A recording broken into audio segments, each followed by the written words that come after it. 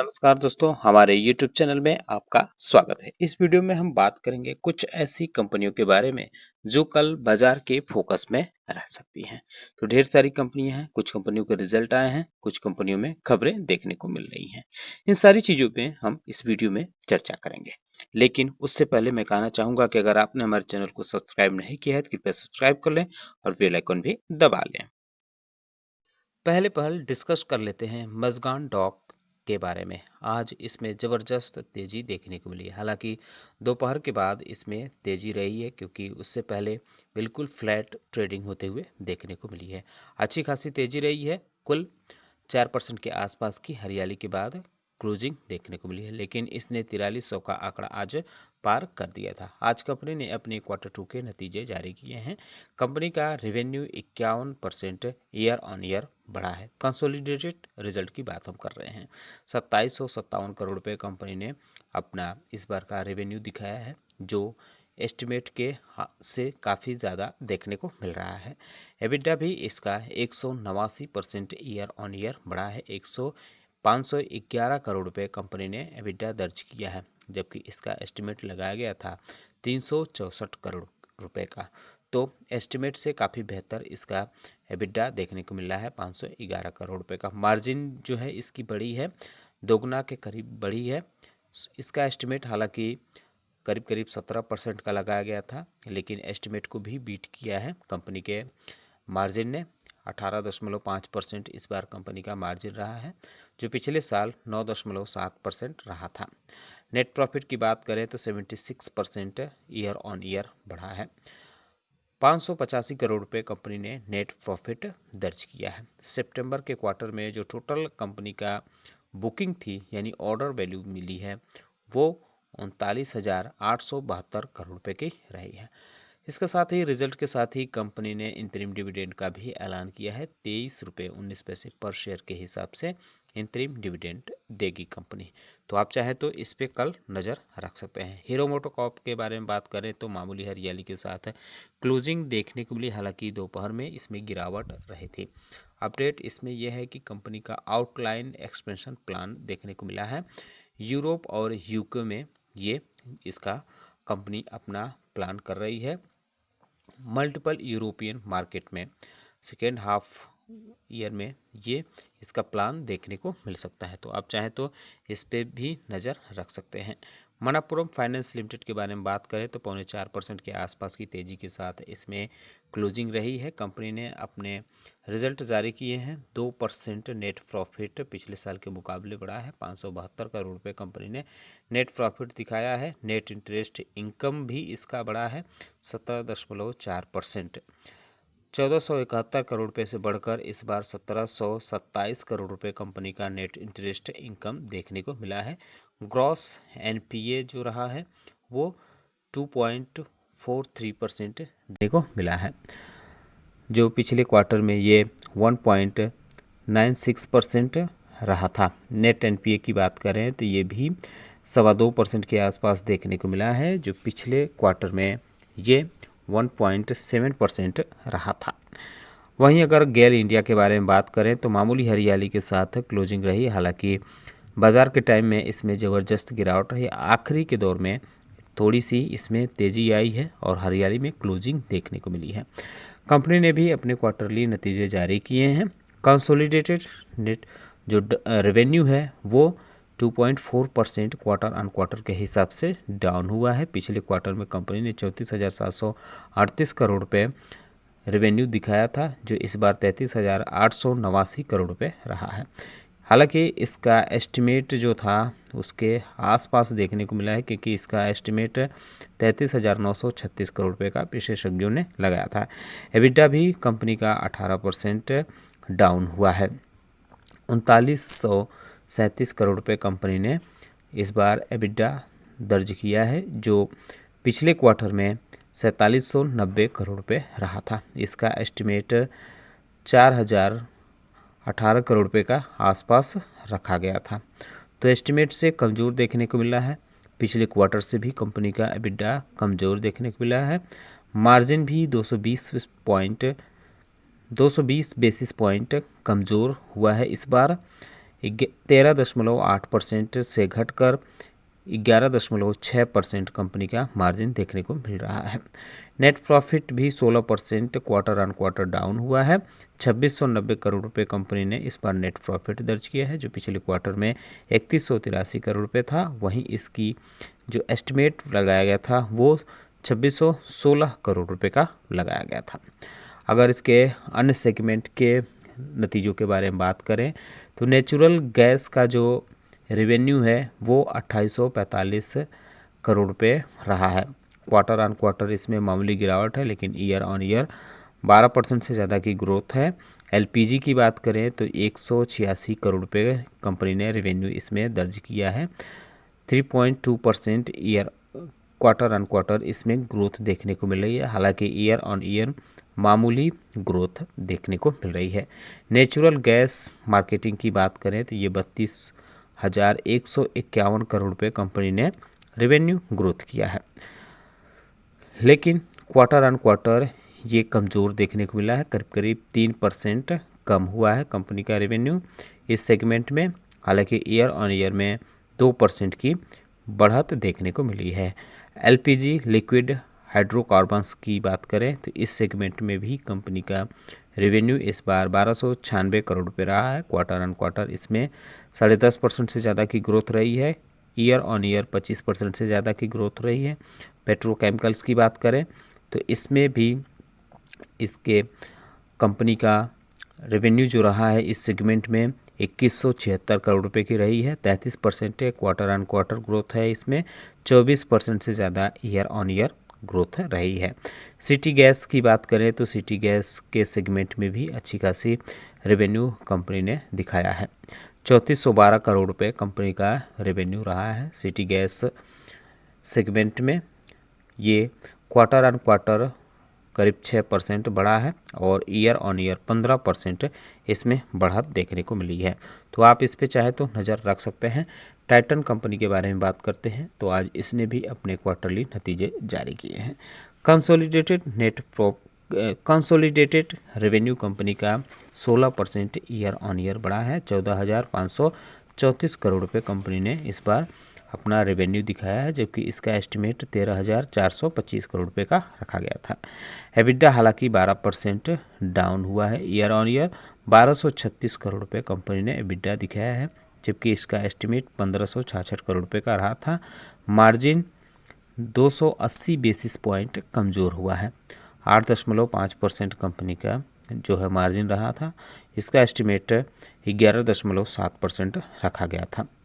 Net profit भी company का 23% down हुआ है। 704 करोड़ रुपये कंपनी ने इस बार नेट प्रॉफिट दिखाया है, जबकि इसका एस्टिमेट रखा गया था 969 करोड़ रुपये। करीब करीब 9.25 करोड़ रुपये का इसका नेट प्रॉफिट का एस्टिमेट रखा गया था। ज्वेलरी रेवेन्यू में ग्रोथ देखने को मिली है 15% और ये 12,771 करोड़ रुपये रहा है, जबकि 25% इसके डोमेस्टिक इनकम में जंप देखने को मिली है। 10,568 करोड़ रुपये रहा है। तो आप चाहें तो इस पे भी नज़र रख सकते हैं। वहीं अगर हम बात करें अगली कंपनी KEC इंटरनेशनल के बारे में तो आज इसके शेयरों में 2.25% के आसपास की गिरावट के साथ क्लोजिंग देखने को मिली है। कंपनी ने अपने रिजल्ट जारी किए हैं। कंसोलिडेटेड नेट रेवेन्यू जो है कंपनी का 13% से ज़्यादा करीब करीब 14% बढ़ा है ईयर ऑन ईयर। 5,113 करोड़ रुपये कंपनी ने रेवेन्यू दर्ज किया है। नेट प्रॉफिट भी 53% ईयर ऑन ईयर बढ़ा है। 85 करोड़ रुपये कंपनी ने नेट प्रॉफिट दिखाया है। एबिडा 17% ईयर ऑन ईयर बढ़ा है, 320 करोड़ रुपये दिखाया है। और मार्जिन इसका जो है 6.1% से बढ़कर 6.3% इस बार आया है। वहीं अगर हम बात करें तिलक नगर इंडस्ट्रीज लिमिटेड के बारे में तो आज इसमें 15% से ज़्यादा की तेज़ी के साथ क्लोजिंग देखने को मिली है। आज कंपनी ने अपने रिजल्ट जारी किए हैं। कंसोलिडेटेड रेवेन्यू करीब 9.10% ईयर ऑन ईयर बढ़ा है। 374 करोड़ रुपये कंपनी ने रेवेन्यू दर्ज किया है। नेट प्रॉफिट में 57% जो है बढ़त देखने को मिली है ईयर ऑन ईयर। 58 करोड़ रुपये कंपनी ने नेट प्रॉफिट दिखाया है। एबिडा भी 39% बढ़ा है। 65 करोड़ रुपये कंपनी ने एबिडा दर्ज किया है और 13.4% से बढ़कर 17.6% इस बार मार्जिन देखने को मिला है। तो इसका रिजल्ट बेहतरीन देखने को मिल रहा है। आप चाहे तो इस पे नज़र रख सकते हैं। आज इसके शेयरों में अच्छी खासी तेज़ी भी रही है। रेमंड के बारे में बात करते हैं तो आज इसके शेयरों में 2.5% से ज़्यादा की गिरावट के साथ क्लोजिंग देखने को मिली है। कंपनी ने अपने नतीजे जारी किए हैं। कंसोलिडेटेड रेवेन्यू में 112% की ग्रोथ देखने को मिली है कंपनी की, और 1044 करोड़ रुपये कंपनी ने कंसोलिडेटेड रेवेन्यू Q2 में दर्ज किया है। नेट प्रॉफिट हालांकि कंपनी का डाउन हुआ है, 63% ईयर ऑन ईयर डाउन हुआ है। 59 करोड़ रुपये कंपनी ने नेट प्रॉफिट दिखाया है। एबिडा भी 108% बढ़ा है ईयर ऑन ईयर, 116 करोड़ रुपये रहा है, और मार्जिन जो है इसका कम हुआ है, 11.9% से घटकर 11.1% देखने को मिला है। बाटा इंडिया ने भी अपने नतीजे जारी किए हैं। हालांकि आज इसके शेयरों में काफ़ी उथल पुथल देखने को मिली है। बहरहाल इसमें 1.5% के आसपास की तेज़ी के साथ क्लोजिंग देखने को मिली है। कंपनी ने अपने नतीजे जारी किए हैं तो उसमें बताया है कि रेवेन्यू इसका 2.2% ईयर ऑन ईयर बढ़ा है। 837 करोड़ रुपए कंपनी ने रेवेन्यू दर्ज किया है। Net profit 53% year on year बढ़ा है। 51 करोड़ रुपए कंपनी ने नेट प्रॉफिट दर्ज किया है, और एबिडा डाउन हुआ है 4% ईयर ऑन ईयर, 174 करोड़ रुपए कंपनी ने एबिडा दर्ज किया है। 22.2% से घटकर इस बार मार्जिन 20.9% पर आ गई है। अमर राजा बैट एनर्जी मोबिलिटी लिमिटेड के बारे में बात करें तो आज इसमें 3.5% के आसपास की गिरावट के साथ क्लोजिंग देखने को मिली है। कंपनी ने अपने नतीजे जारी किए हैं। स्टैंड अलोन रेवेन्यू कंपनी का 11.5% ईयर ऑन ईयर बढ़ा है। 3,135 करोड़ रुपए कंपनी ने इस बार रेवेन्यू दिखाया है। Net profit 6% year on year बढ़ा है। 240 करोड़ रुपए कंपनी ने नेट प्रॉफिट दिखाया है। एबिडा भी 8% बढ़ा है ईयर ऑन ईयर, 440 करोड़ रुपए कंपनी ने एबिडा दर्ज किया है। और मार्जिन की बात करें तो 14.6% से घटकर इस बार 14.1% पर आ गया है। बीएसई के शेयरों पर भी नज़र रख सकते हैं। आज इसके शेयरों में 4.25% से ज़्यादा की तेज़ी देखने को मिली है। आज एनएससी ने अपने Q2 के नतीजे जारी किए हैं। उसका कंसोलिडेटेड नेट प्रॉफिट बढ़ा है, 57% ईयर ऑन ईयर बढ़ा है। 3,137 करोड़ रुपए कंपनी ने अपने नेट प्रॉफिट दिखाया है, और टोटल इनकम भी इसका 25% ईयर ऑन ईयर बढ़ा है। तो इस वजह से आप चाहे तो इस पे भी नज़र रख सकते हैं। 12 नवंबर को यह कंपनी अपने Q2 के नतीजे जारी करेगी। एनएससी का बेहतरीन रिजल्ट देखते हुए हो सकता है कि इसमें निवेशकों की नज़र आ जाए। IRCTC के बारे में बात करें तो 2.25% के आसपास की तेज़ी के साथ क्लोजिंग देखने को मिली है। कंपनी ने आज अपने रिजल्ट जारी किए हैं। रेवेन्यू इसका 7% ईयर ऑन ईयर बढ़ा है। 1,064 करोड़ रुपये कंपनी ने रेवेन्यू दर्ज किया है, और वहीं कंसोलिडेटेड नेट प्रॉफिट में 4% की ग्रोथ देखने को मिली है। 307 करोड़ रुपये कंपनी ने नेट प्रॉफिट दिखाया है। एबिडा भी इसका 2% ईयर ऑन ईयर बढ़ा है। 372 करोड़ रुपये देखने को मिला है। ये मार्जिन 35% आ गई है, जो पिछले साल 36.9% रही थी। डॉक्टर रेड्डी लेबोरेटरीज लिमिटेड के बारे में बात करते हैं तो आज इसमें काफ़ी उतार चढ़ाव देखने को मिला। हालांकि आधा % की हरियाली के साथ क्लोजिंग देखने को मिली है। कंपनी ने अपने क्वार्टरली नतीजे जारी किए हैं। कंपनी का consolidated revenue 16.5% year on year बढ़ा है। 8,038 करोड़ रुपये कंपनी ने इस बार रेवेन्यू दर्ज किया है, जबकि इसका एस्टिमेट 7,717 करोड़ रुपये का रखा गया था। एबिडा भी इसका 3% बढ़ा है। 2,076 करोड़ रुपए कंपनी ने इस बार एबिडा दर्ज किया है। इसका एस्टिमेट 2,159 करोड़ रुपए का रखा था। एबिडा मार्जिन की बात करें तो ये भी 25% के आसपास 25.8% देखने को मिला है, जबकि पिछले साल इसी क्वार्टर में 29% रहा था। हालांकि इसका एस्टिमेट जो था वो 28% के आसपास देखने को मिला था। तो जो एबिडा लेवल है, मार्जिन है, ये एस्टिमेट से कमज़ोर देखने को मिला है। अगर नेट प्रॉफिट की बात करें तो नेट प्रॉफिट कंपनी की डाउन हुई है 9% के आसपास ईयर ऑन ईयर के हिसाब से। 1,341 करोड़ रुपये कंपनी ने नेट प्रॉफिट दिखाया है, जबकि इसका एस्टिमेट लगाया गया था कि कंपनी 1,427 करोड़ रुपये के आसपास नेट प्रॉफिट दिखा सकती है। वहीं अगर हम बात करें अगली कंपनी के बारे में तो मैक्स हेल्थ केयर इंस्टीट्यूट है।